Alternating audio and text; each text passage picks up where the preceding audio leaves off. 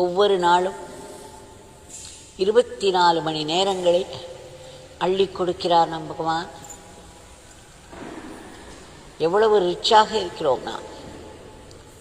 அந்த தினம் ஆரம்பிக்கும் பொழுது 24 மணி நேரம் நம் கைகளில் இருக்கிறது. அது மட்டுமல்ல, அவருடைய சன்னதியில் நம்மையெல்லாம் கூட்டுவித்து அவருடைய திவ்யமங்கள நாமத்தை எல்லோரும் சேர்ந்து சொல்ல வைக்கிறார். தன்னுடைய மூர்த்தியின் மூலம் நமக்கு அருள் பாலித்துக் கொண்டே இருக்கிறார். இது சாதாரண கருணை அல்ல. இதை நாம் கொண்டாடி கொண்டாடி மனதிலிருத்தி மீதி இருக்கும் இந்த நாளை அவருடைய நாமத்தினால் நிரப்புவோம். கையில் விழும் வேலைகளை எல்லாம் அவருடைய சேவையாக செய்து முடிப்போம்.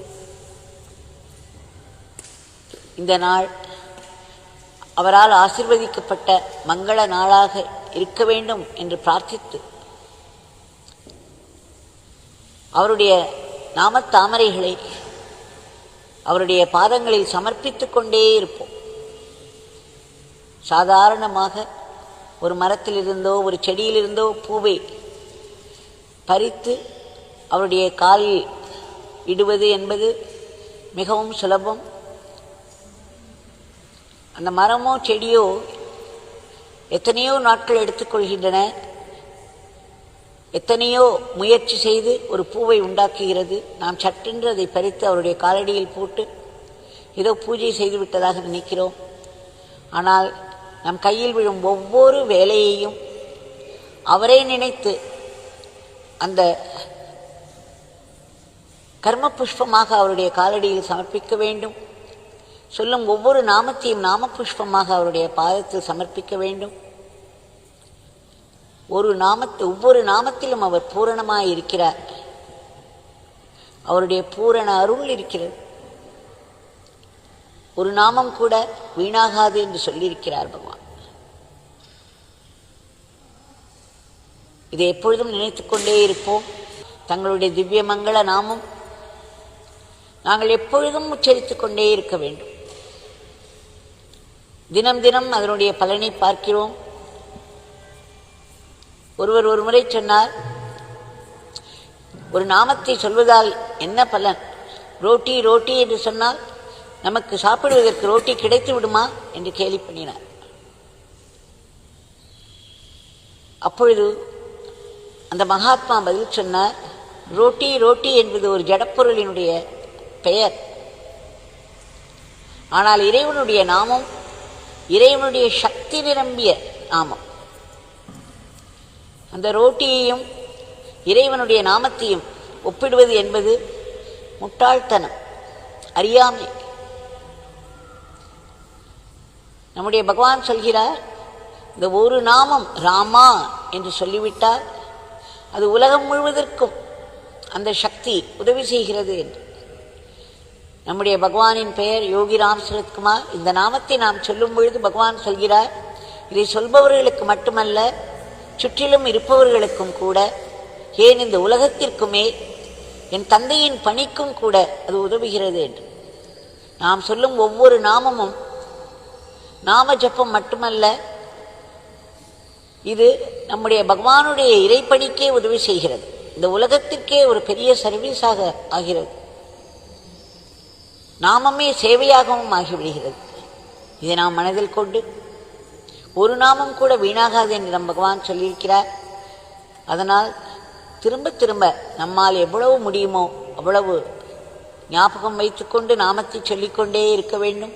இதற்கு பகவானுடைய அருள் வேண்டும். அவருடைய கைகளில் மட்டுமே சிறந்த கருவியாக செயல்பட வேண்டும். மாயையின் கையில் சிக்கிவிடக்கூடாது. நம்முடைய அன்றாட வாழ்க்கையை சிறிய சிறிய வேலைகளாக இருந்தால் கூட, சாப்பிடுவது தூங்குவது என்றாலும் கூட, அதையும் இறைவனுக்கு அர்ப்பணமாக நாம் செய்ய முடியும். அதனால் நம்முடைய அன்றாட வாழ்க்கையை பகவானுக்கு அர்ப்பணமாக வாழ்ந்து வர வேண்டும். எல்லாவற்றிற்கு மேல் அந்த பேரானந்த பெருநிலை, இறைநிலை நமக்கும் கிட்ட வேண்டும். அதற்கு பகவானுடைய பெரும் கருணை, பேரருள் கிட்ட வேண்டும்.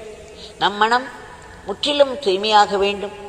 அப்பொழுதுதான் உயிரோட்டமாயிருக்கும் பகவானுடைய தெய்வீக இருப்பை எப்பொழுதும் எல்லாவற்றிலும் கண்டு கழிக்கலாம். அத்தோடு நம்முடைய வாழ்க்கையில் நடக்கும் நிகழ்ச்சிகளும் சரி, உலகத்தில் நடக்கும் நிகழ்ச்சிகளும் சரி, இவற்றுக்கு எல்லாம் பின்னால் இறைவனுடைய சங்கல்பம் இருக்கிறது. இறைவனுடைய லீலைகளாகத்தான் அவைகள் வெளிப்படுகின்றன. அதை நாம் உணர்வதில்லை. அந்த உணரும் சக்தியையும் பகவான் நமக்கு கொடுக்க வேண்டும். எல்லாவற்றிற்கும் மேல் வாழ்வின் கொடிய துன்பங்களிலும் துயரங்களிலும் கூட பகவானுடைய கருணை ஒளிந்து கொண்டு இருக்கிறது. ஒளிர்ந்து கொண்டு இல்லை, ஒளிந்து கொண்டு இருக்கிறது. அதை நாம் கண்டு உணர வேண்டும். நம்முடைய கர்மாவின் பலன் இந்த சஃபரிங் என்றாலும், இந்த துன்பம் என்றாலும், இதிலும் பகவான் தன்னுடைய பெயர் அன்பினால் ஒரு பெரிய ஆசீர்வாதத்தை வைத்துக் கொடுக்கிறார். அந்த ஆசீர்வாதம் என்ன செய்கிறது? நம்மை கடவுளை நோக்கி தள்ளுகிறது. நமக்கு நாம் பலம் என்று என்னென்ன கூடியிருக்கிற சுற்றத்தாரின் பலம் என்று நினைக்கிறோம், பதவியின் பலம், பணத்தின் பலம் என்று எல்லாவற்றையும், வெளியே இருக்கும் பொருள்கள் அத்தனையும் நாம் ஒரு பலமாக கருதுகிறோம். கடவுள் அதையெல்லாம் அகற்றி ஒன்றுமில்லாமல் செய்து அவர் மட்டுமே நமக்கு ஒரு பலம் என்ற ஒரு சூழ்நிலையை உருவாக்கி விடுவார். அப்பொழுதுதான் நாம் இறைவனை நோக்கி செல்ல ஆரம்பிக்கிறோம். ஆக ஒவ்வொரு துன்பமும் நம்மை இறைவனை நோக்கி தள்ளுகிறது. வேறு கதி இல்லை. பகவானே, நீங்கள் மட்டுமே எனக்கு கதி, நீங்கள் மட்டுமே என்னுடைய பலம் என்று நாம் உணரும் வரையிலும் இந்த மாதிரியான துன்பங்கள் நமக்கு நேர்ந்து கொண்டே இருக்கும். அதன் பிறகு துன்பங்கள் நேர்ந்தாலும் அது நம் மனதில் எடுபடாது. அம்பை எய்தால் அது பூவாக விழுவது போலாகிவிடும். ஆக பகவானே, வாழ்க்கையின் கொடிய துன்பங்களில் கூட ஒளிந்து கொண்டிருக்கும் தங்கள் கருணையை கண்டு இது எனக்கு ஆத்ம லாபம் என்பதை உணர்ந்து அதற்காக தங்களிடம் நன்றியோடு இருக்கும் அந்த மனநிலையை தாங்கள்தான் அருள வேண்டும். உலகத்தில் உள்ள அத்தனை ஜீவராசிகளும் எந்தெந்த நிலையில் இருந்தால் அந்தந்த நிலையில் உள்ள துன்பங்களில் இருந்து அவை விடுபட்டு அவைகளுக்கெல்லாம் ஒரு மேன்மை கிட்ட வேண்டும். இறுதியாக இந்த கொடிய பிறவி பிணி, பிறப்பு இறப்பு சுழல், இதிலிருந்து நாங்கள் விடுபட வேண்டும். சம்சாரம் என்பதை சமுத்திரம் என்று சொல்வார்கள்.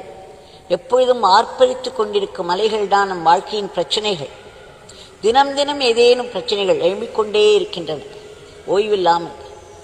இந்த பிரச்சனைகளுக்கெல்லாம் நாம் சொல்யூஷன்ஸ் தேடுகிறோம் பகவானுடைய நாமத்தை சொல்லி.